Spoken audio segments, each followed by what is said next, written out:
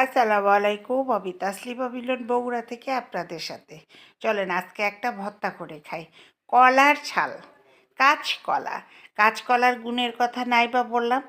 আর এই কাঁচকলার ছাল ভর্তা করার জন্যে এখানে আমি দুটো মাছ নিয়েছি। এখানে আপনি যে কোনো মাছ নিতে পারেন।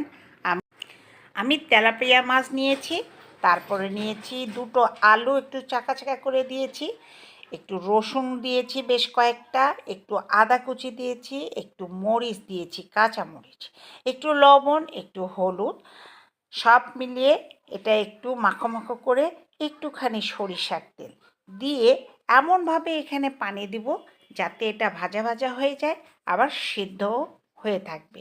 কলার ছালটা কিন্তু ভালো করে সেদ্ধ না হলে এটা কিন্তু পেস্ট হবে না। তো সবগুলো উপকরণ একসাথে করে আমি এখন এটাকে ঢাকা দিয়ে